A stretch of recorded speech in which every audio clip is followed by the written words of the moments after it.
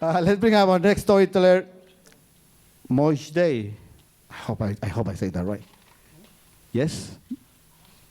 Our next storyteller, are you here? Yes, yes. There you are. Sorry. I can't see anything I like. And I think I messed up her name, but can you give her a round of applause, please?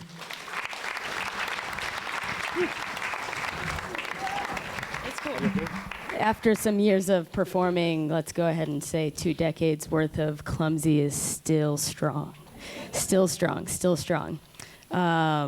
Excellent, excellent. How y'all doing? Excellent. 3 decades in, and I always feel like, you know what? I'm gonna change it up last minute. Like, that's a good idea. Got a good gem for you guys. I was thinking about it earlier today, and decided to abort mission of the original plan because I was laughing to myself enough. So I hope you guys enjoy this a little bit. How y'all doing? Did I already ask you? Yeah. Doing good? Doing good? All right, I'm doing well. I'm doing well. I survived that fall pretty gracefully, I think. I'm half black, which means you guys got a really good picture of this booty. You know, that good stuff. So my mom, though she wouldn't call herself such, my mom is a poet. She's written several poems in this life, mostly about significant things that have happened in our faith community, about martyrs. In her country, she's Persian, so Iran. She's written a poem for each important event in our lives, in her life. So when I was born, when my brother was born, when she got married. So I like to think that it's her fault that I'm a poet. I like to blame her often for this truth.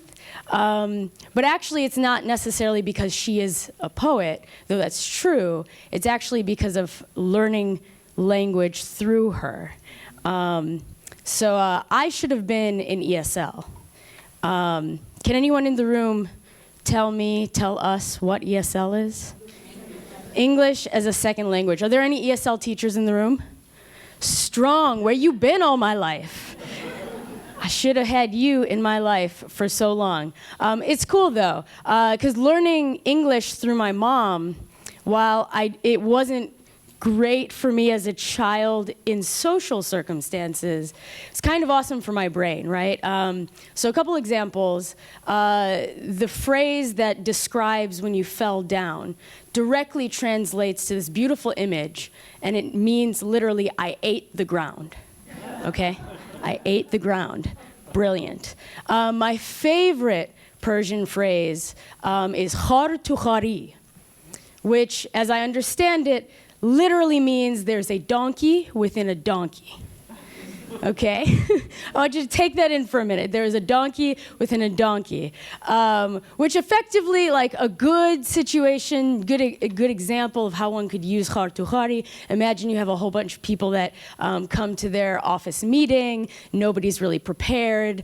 Somebody forgot their presentation materials. Somebody else forgot something else. Khar tu khari. None of us are prepared. It's fine, right? Khar tu khari. Or most days when I had homework to bring to school, khar tu khari, I'm sorry, khar tu khari, my teachers were not impressed. But yeah, so there are these phrases, and each of these phrases, when you translate them literally, they're basically micropoems, right? They're images, they're sentiments, they're ideas, instead of just being like, this is a word for a thing, right? So my mom, in her efforts to teach us how to live, how to be safe, here in America, she didn't have her family with her.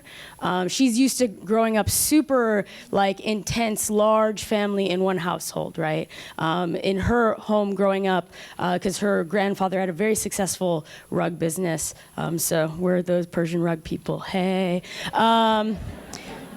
assets from the family I will not see till I'm married. That's a whole other conversation. For real, though. So my mom really wanted to teach us how to be safe and healthy, and without the immediate feedback of like all the family's women, right, our elders, everyone she was used to having around, she just created her own strategies, which I'm pretty sure a psychologist would feel kind of squirrely about. But she basically taught us all life lessons through fear tactics, as they do. So a good example is that, you know, she really, again, wanted us to be safe and healthy. So she wanted us to shower, eat our vegetables, brush our teeth, normal stuff. And in order to get us to really feel centered in this need for our own personal public health so that we wouldn't become a CDC crisis, right? She would tell us that the truckee men were coming, okay? The truckee men. Let me explain. The truckee men, okay, they would come for the little kids, that they don't brush their teeth, take a shower, listen to their mom. They will pull their little truck, they will wait, they will snatch the child, chop them up, eat them, and choke. Successful life lesson. I always brush my teeth. I always take my shower. As a very tiny Moj, I used to sit next to the window and watch the trucks come. And watch the trucks go. And watch the trucks come and go brush my teeth again and again. It's fine. I'm a very clean individual these days.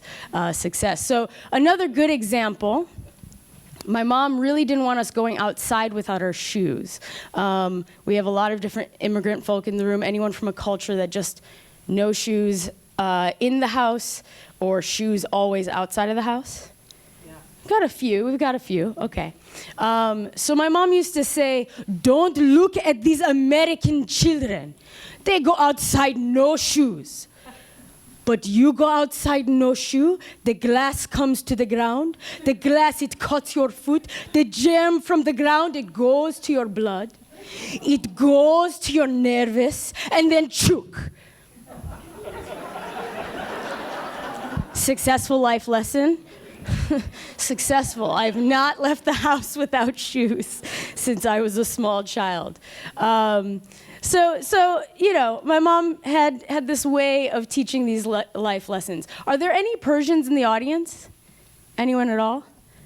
Okay, it's useful for those of you who are not Persian to know, chook is not real. It is not a word, right? I didn't even realize in sharing some of these stories that my close friends who are not Persian really thought that chook was the Persian word for death. It is not. It is a made-up word, which has a very specific purpose to help us learn our life lessons, right? So, you know, when we were trying to do just normal daily things, my mom would have these chook outcomes to tell us about. So let me ask a quick question before I give you this little, like, great moment from my life. Can anyone tell me what it is in your citrus fruits that if you have a paper cut, you probably don't want to get involved with? Citric acid. Yes, exactly. Citric acid. Okay. As a child, I understood that a thing called citric acid existed. However, I also knew that if I cut the orange and the juice goes from the orange to my eye, then it will burn the eye and choke. Death of the eye. Okay. Death of the eye. Citric acid exists. Acid, death of the eye. Okay, cool.